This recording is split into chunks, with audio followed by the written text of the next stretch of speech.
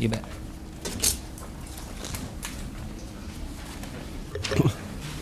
Great.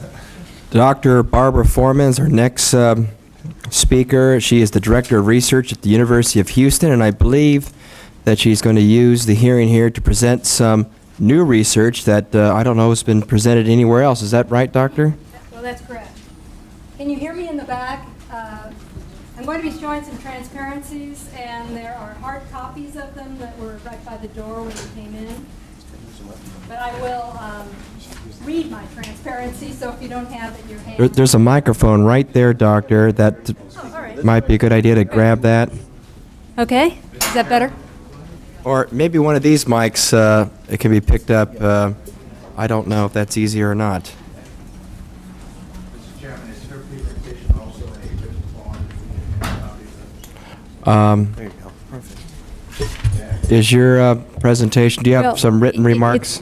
It's in fact on all these transparencies. There's a big thick packet of them out there, and I'm talking from the transparencies. So yes, you can pick that up and have a text essentially. We'd like to have the sergeants. Do you have a whole stack to be passed out, Doctor? We can have the sergeants pass it out. Okay. Okay. There was Sergeant of a Arms. whole stack of them outside the door earlier. Sergeant. Okay. When? Yeah, Sergeant. Well, if you could- you're going to see, the members are going to see them on the transparencies. Everyone would like to have a okay. copy before other copies get snatched up. Sergeant, if you could pass out a copy of her presentation to all the members. Yeah, really. Yeah, I was going to say.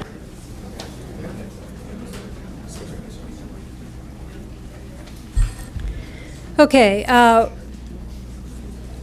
We're doing these intervention projects in Houston in a school district of about 38,000 that's about 20% Asian, 25% African American, 25% Hispanic, and 30% white. Okay. And we have several different studies here. The one I'm going to talk about today is a Chapter 1 study with, those are Title I children, children who are economically disadvantaged, low achievers. But we also have a prevention study in kindergarten with phonological awareness, early intervention study with children who have been identified as learning disabled, and that's a reading disability. And we also have a comparison of learning disabilities and Chapter 1 techniques in a situation where they're dealing with inclusion, where special education teachers are asked to come into regular ed classrooms. But today, I'm just talking about this Chapter 1 study. This study has been picked up in the press recently and will be discussed tomorrow night or Friday night on Dan Rather, CBS.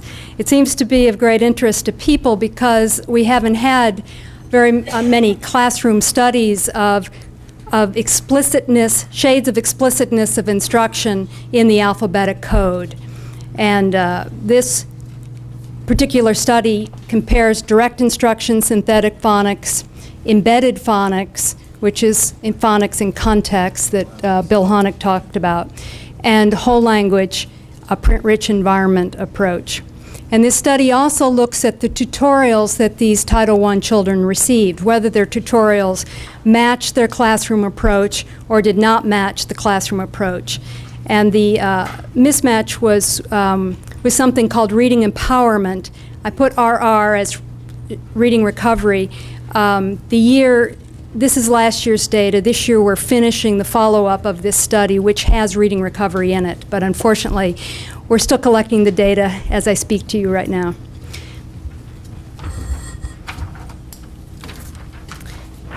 This is a very large-scale study with 375 first and second graders. 55.7% of those are first graders, 43.3% are second graders.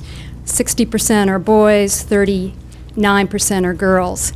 This is an interesting artifact that when you go into the reading disabilities area, you find 3 or 4 times as many boys as girls, but a lot of girls are being underserved, and that's because they don't score well high enough on the performance part of the IQ test to meet the IQ achievement discrepancy. But they have reading problems too, and they're showing up in this study because Title I does not give children IQ tests. It's based on economic disadvantage and low achievement.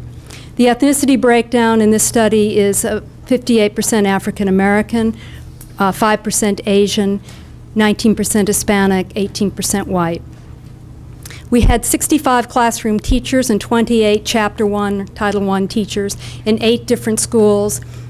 These schools ranged in the percentage of children on the federal lunch program from about 40% up to 80%.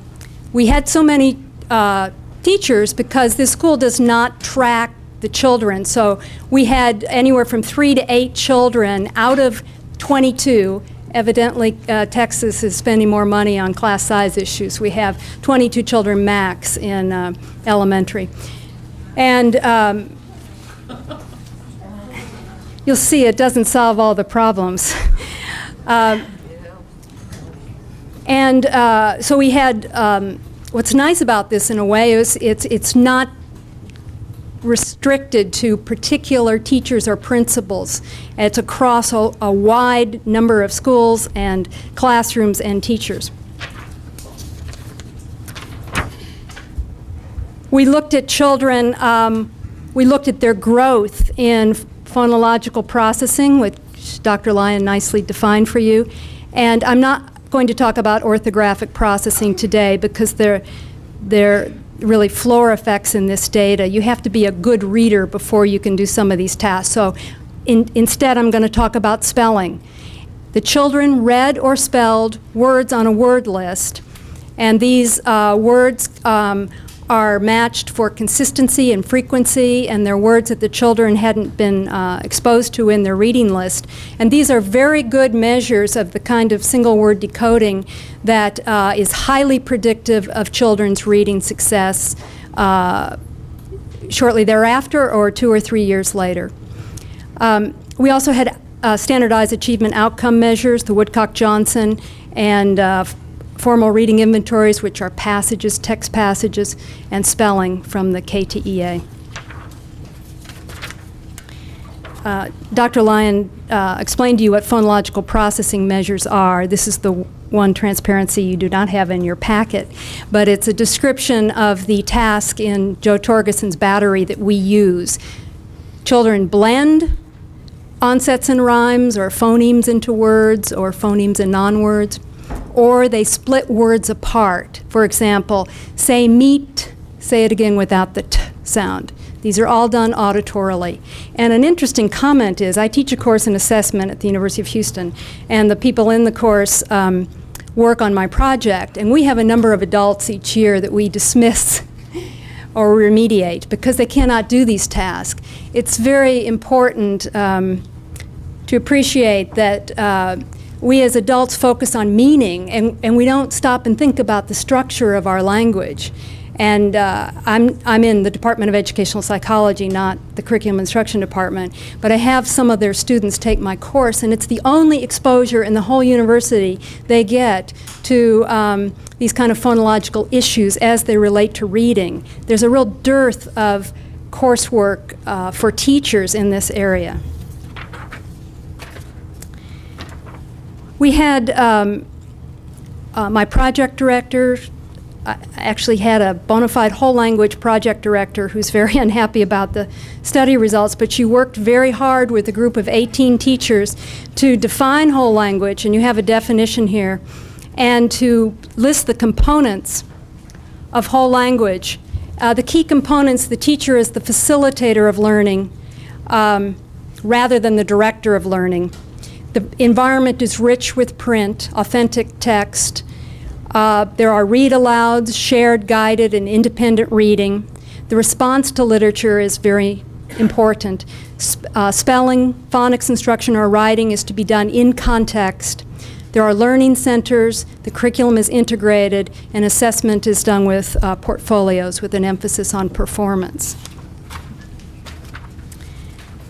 The embedded phonics approach, we actually didn't call it that. The district took up that name, Embedded Phonics, because in the middle of our study, the superintendent was fired for her whole language philosophy, and the school board took over curriculum decisions, and they wanted phonics. So the district's approach, the district office people's solution was to call our curriculum Embedded Phonics, because it then would have the word phonics in it. The language arts coordinator and I went to Colorado when Freddie Hebert was still there, and we visited her program. It's called a Restructured Chapter 1 program. And it's phonics in context with work on targeted spelling patterns that occur in print, authentic text, as you read the text. And then the teacher's job is to frame this target word during the literacy activity and to make a lesson around that spelling pattern. This can be done with the whole class as well as small groups to work with children who might be falling behind. The direct instruction approach that we ended up using was the Open Court 1995 collection for young scholars. This is a balanced approach in that it has both phonemic awareness, it has phonics, and it has experiences with authentic literature. And the goal is to get children up and reading by mid-first grade. The first 30 lessons are phonemic awareness activities. Then you move into the 42 sound spelling patterns. Those are phonics. And by the way, those rules can go all the way up to 78 or over 100. If you were to program a computer to actually convert print to sound, it would take over 500, 1,000, a lot of rules. So phonics is just sort of an attempt to draw children's attention to some of those patterns.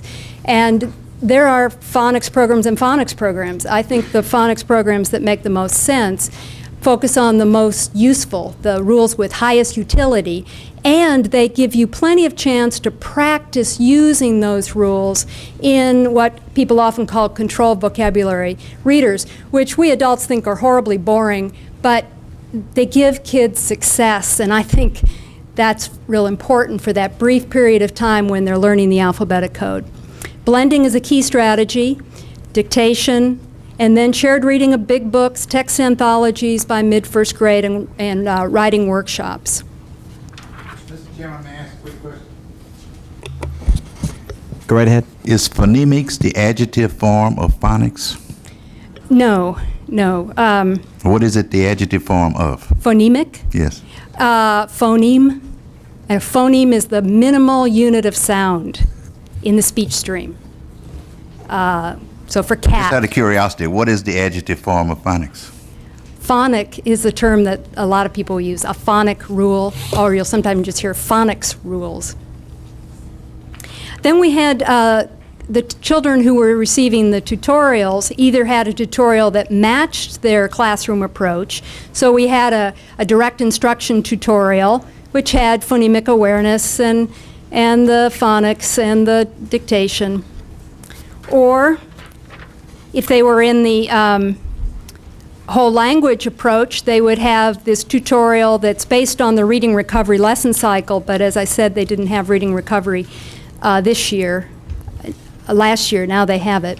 But that approach you're probably familiar with based on the work of Mari Clay, familiar reading of text and then rereading with the teacher taking a running record, letter identification work, making and breaking words with magnetic letters, writing a sentence, cutting it up, and reassembling it. And the embedded phonics tutorial then was similar to the reading empowerment, except they would focus on that target letter pattern that the teacher was stressing in her lesson. Okay, what happened here? Well, to say something about teacher training, these were 65 classroom teachers, as I mentioned. They were trained 30 hours in summer in-service and then followed throughout the year by my project directors who monitored their adherence to these components that I outlined with checklists. And the nice thing is these checklists were developed together the teachers and the project director working together. So if there was lack of compliance, that teacher had already bought into what she was teaching, so there would be retraining and realignment. So teachers were monitored initially every week. If they needed it, we continued that pace. But we then moved to every other week and once a month finally when everyone was very much on track. The open court trainers helped with open court. The district helped a lot with embedded phonics. They were a whole language district. They had, we had an unseen control group of whole language teachers as well that were trained by the district. And then the seen group that we trained. Okay, so what happened here? This is a graph of the growth in word reading for the children who never got tutorials. They were on the wait list. These were children who were in the bottom third of their class. The children who got tutorials were in the bottom 20%. But this is the group that was in the bottom, between 20% to 30%. The top line is the open court or direct instruction group. The next line is embedded phonics. Then our whole language group that we trained, and finally the district control unseen whole language. This is a significant difference in growth, which is the rate of acceleration, and the outcome in April between the direct instruction group and the two whole language groups. This difference with the embedded phonics is not significant. This graph looks almost identical for the children who had no intervention. It's the same ordered effect, same findings. These are the children, excuse me, the first graph I showed you were the bottom 20%. These are the children between the 21st and the 30th percentile who never got a tutorial because they were not as bad off. This is the same result in terms of the direct instruction outperforming the whole language groups. This is growth in word reading on our word list. The results are identical in growth in phonological awareness, the ability to blend sounds in the speech stream and to analyze them in the speech stream. The results are also identical with spelling. These growth curves analyses are very complex analyses. They look at individual children. I'm showing you the mean line for the group. I have the growth curves for all 375 children. The most alarming picture of all of this is that this is a histogram of the growth estimates, and it's meant to really show you that in the unseen control group of whole language, the embedded phonics group, and the seen whole language group, the bunching of growth estimates around 0 is very noticeable. The majority of children are not growing at all in the classroom, even with a year of instruction. The direct instruction group growth estimates are almost normally distributed, just what you'd expect. A child who comes in to the direct instruction group has the opportunity to grow. That's not the case in these other groups to the same extent. That's an alarming picture. You'd expect to see improvement, and when you don't see improvement, you've got to ask yourself, is this a curriculum disability that we're creating? Dr. Foreman, which graph is which? I can't tell from the handout. We have 4 drawings on our handouts here. OC on the right, top right, stands for open court. That's open court, okay. Yes, CT on the left stands for control, which is the district's whole language. Okay. That we, yes. And the CT stands for control, standard curriculum. This is a whole language district. This is their curriculum as usual, the way they train their teachers. The embedded phonics on the bottom left, EP embedded phonics, is the phonics in context. And then the bottom right is the whole language group that we trained. I also have these graphs on a metric that's a little bit easier, but I don't have them all 4 on one page. This is sort of a default vertical and horizontal axis. But it gives you the main message of this is that there's very little growth in any of these programs except for the direct instruction group in the upper right-hand corner. What is the emphasis? Excuse me? What is the abscess? What measure is that? These are, density is a measure of relative frequency along the vertical axis. Along the right, WR is word reading slope. The slope is the estimate of growth rate improvement across the year in, actually it's a number of words on our word list across a year's time. Barbara, could I just mention, as an NIH project or a research project that's going on, open court as a methodology is not being endorsed. Open court is a methodology that contains those conditions we were talking about. I want to make that clear. Right, right. In fact, next year we hope to look at a number of different direct instruction programs. Let me mention one other thing that follows up on Dr. Lyon's point.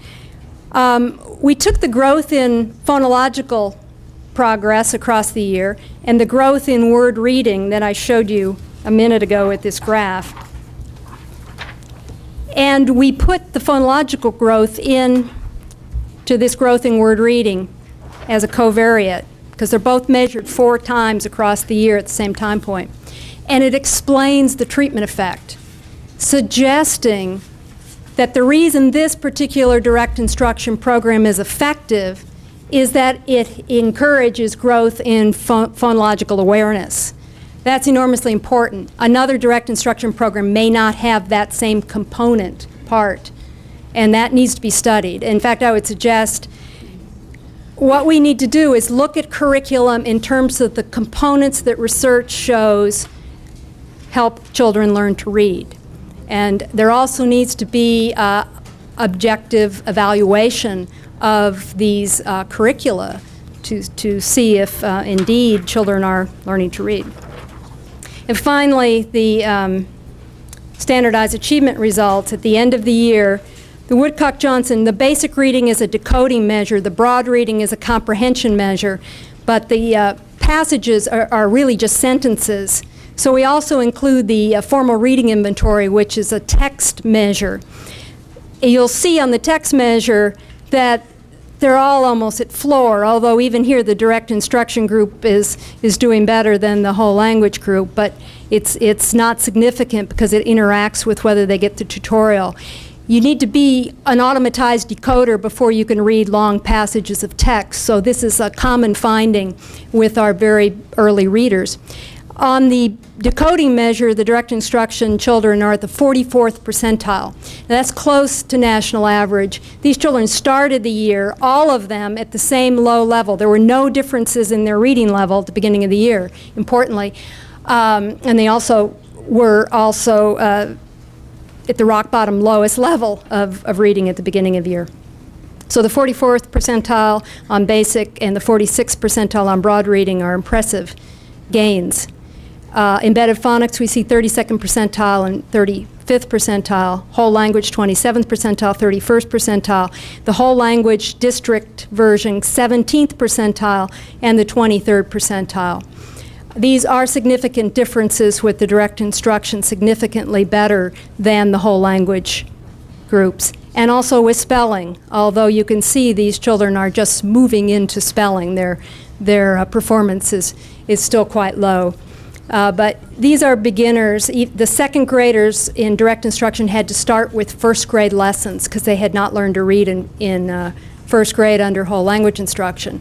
So to get children up to close to national average with the program is very exciting news and suggests to me that prevention in first grade is what we ought to be about. We ought to have a goal of all children learning to read by mid-first grade so they can enjoy the good literature that we have available for them. And that just because you're economically disadvantaged and may not have the same literacy opportunities at home doesn't mean that you can't learn to read. We have strong evidence contrary to that. But we also have some evidence suggesting that we can create a curricular disability by poor instruction, and we need to do something about that. And clearly the district has moved towards embedded phonics, and in fact they are now considering more of the direct instruction approach. So I see that as a positive move. So in summary, what this research supports, I think, is the emphasis on the components that Bill Honig and Reed Lyon have already mentioned. Phonemic awareness early on, deliberate focus on the alphabetic code, intelligent phonics, I call it. And it needs to be, people don't like me saying deliberate, that's too soft. It needs to be explicit for children whose only opportunity to learn to read is in the school. Then, opportunity to practice the aspects of the alphabetic code with some readers that are initially controlled, so you can have multiple opportunities to practice that principle, with feedback from the teacher on your renditions of the word. Then, the trick is to become fluent, and you read, read, read. And that's the advantage of whole language, and that's why a balanced approach is what this literature seems to support. Thank you, Dr. Foreman. I think we have some questions here. Ms. Mazzoni? Yes, I'm going to ask just a very pragmatic question, and I will assume that our colleges and universities pick up on this and start training our teachers in terms of the skills that they need to go out and teach children appropriately as it relates to reading. You mentioned open court, and I know that that's not a program that you're advocating, but are there particular cost issues as it relates to the various types of instruction that you have presented here? Well, yes, the direct instruction program is expensive relative to a program that, well, actually this district has spent a lot of money on building their school library and their classroom libraries. And that, of course, is expensive too. So some of these direct instruction programs can range from $40 over to $110 per child. That sounds like a lot of money, but think of the consequence of not learning to read and going into special ed, dropping out of school. So I think it's a good investment. And so what does that $40 to $100 per student? What does that look like? What is it? $4,200 per student. $40 to $100. $42 to $110 yes. per student. Yeah. What is that? That's the cost of a reading program with teacher edition, and well, they cost that out per child. I mean, a publisher can tell you the range more accurately. So this you get materials that practice the principles that are being taught. In the case of this program, they also have some cards that you put around the room that actually have the spelling sound correspondences on them. So this is for instructional materials. Instructional materials. And are you suggesting that instructional materials for this type of instruction are more expensive than instructional materials for another type of instruction? Well, up front it seems to be. But if you're going to do any literature-rich program well, you need to have lots of books, and that's expensive. And I have seen the case where they haven't been able to afford lots of books, so it looks like a very cheap version of whole language. And what about staff development? Well, staff development is going to be expensive up front. Teachers need to be trained in the context of materials, I feel. I mean, I do workshops with teachers in the summer, and you've got to go back in with them in the fall because they've forgotten it. And it needs to be in the context of what I'm going to do tomorrow for my lesson. So it has to be staff development, not just a quick in-service training. So it has to be thought about as information in the summer and then monitoring a teacher in the classroom and following her through enough so that she's on her own. And what about, and you've raised what my next question would be, the monitoring of the actual instruction as it relates to whether or not the teacher is providing the type of instruction that's needed. Are there other kinds of tests or measures of accountability that are required for this kind of direct instruction? Is there peer review? Is there, Well, that would be something that you build in at the local level. It's not mandated by the programs. and another question as it relates to this, people go to college, they want to become a teacher. Is this something that, even if our colleges and universities focused in a much more thorough way in terms of training our teachers, word attack skills and all of the things that you've been mentioning today, those teachers coming out of our schools of education and our teacher training colleges would not be able to go into the classroom and provide this kind of instruction, or would they? Well, that's a big problem. I think every first grade teacher, well, first of all, I really wish beginning brand new teachers wouldn't teach first grade. I think they need to be mentored for a year. But a first grade teacher should be a seasoned teacher. I think we should give our successful first grade teachers medals. I mean, they really are important in this process. And Mr. it's Firestone. unfortunate we overlook them. Doctor, could you, forgive me, I'm a business person, I look at costs, and you just said that the direct instruction There's more on this. was something in the neighborhood of $40 to $200 per student above the normal. Now, reading Well, not necessarily above normal. If you were to implement whole language well, you would want to buy lots and lots of books, and that's very expensive too. Okay, so reading recovery Right, which is How a did the- tutorial. is a tutorial. Mm-hmm. What do you think of the cost effectiveness and the benefits of reading recovery? I didn't really talk too much about the results of our tutorials. There were no significant differences across the three kinds of tutorials. So I think that's, Reading recovery being one? well, reading recovery, I'm sorry, is in our study this year, so I don't have those results. They sent their person away last year with her full salary to get trained, and now she's back to train 12 new teachers, and they can only teach one-on-one. We actually have a one-on-one and 1-to-3 ratio in this design. What it looks like, this is something I should mention to you, the correlation between length of time in the tutorial and growth in word reading is 0.16. That's not very robust. It looks like tutorials are not your front line of defense. What you want to do is have your classroom instruction. That is what is making the big difference here.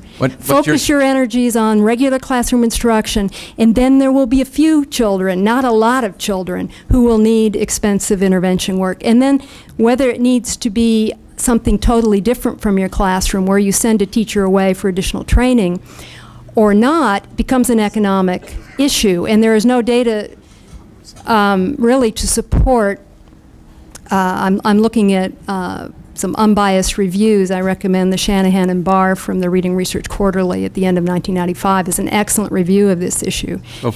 But From a business point of view, From a you're business saying point of view, do it right the first time. Exactly. Otherwise, you're going to incur enormous expenses, and reading recovery may be the worst bargain of all.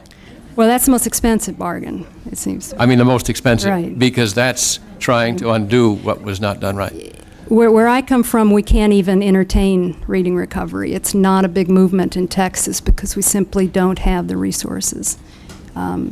It's a dream. for You people. can't afford it in Texas, but you have a Right. 22-student class size, Right. and we have a 30-plus class size, Mm-hmm. and we're engaging in reading recovery. So there's, now we're on something really productive here. California might not be the same as reading recovery in Texas. But there's very, very little of it in Texas. It's the same training. I mean, it really is a national program and does very high-quality training. It's a dream. I mean that because you get to have in this intensive training that's a master's level quality of training. I think we're really onto something here in terms of getting the job done for our resources. In about 6 months' time, we'll have our reading recovery data Saying, analyzed for do you. it right the first time, and then you, That's clearly the strongest message from this data. The classroom results are really very strong for social science research, to see children go from 0 up to national average with a good program. thank you very much. Any other questions from the members? Mr. Murray? All of the children in this study were Chapter 1 children, is that true? That's correct. There were other children in the classroom, but we weren't studying them. How do we know that we would get the same results with non-Chapter 1 children, middle-class children? Well, that's a very good question. We wanted to answer that, and the district wouldn't let us. But next year, the Huston Independent School District is opening their whole district of 210,000 children to us to answer that question. But we can answer that from the other sites that the NIH has around the country, the other treatment sites, which in fact are looking at children who would typically be labeled learning disabled, either picked up in kindergarten and followed for 5 to 10 years, or picked up in the 3rd grade and the 5th grade. The trends are exactly the same. I have another study that was in Journal of Ed Psych 1991 dealing with the whole classroom, and you get the similar kinds of results here. People have asked me, but if a child's reading in kindergarten, why put them through a direct instruction program? I think this program has 6 months, or by mid-1st grade, you're reading authentic text. And what you would learn if you're already a reader is something about spelling. Even our very good readers need help with spelling. Spelling conventions are not something you pick up naturally. Is this study in print? Dr. Reed Lyon is about to take a version of it that will be in the LDA Quarterly? No, Yeah. Is a copy of something, the results available to us now, today? Well, you have these transparencies, and in a week time, I'll have a polished So version the answer of to what my I'm question giving is him. no, it is not available today. Not today. Well, the spelling results we analyzed yesterday. Well, Dr. Foreman, thank you very much for your enlightening testimony. Appreciate it. Okay, we've heard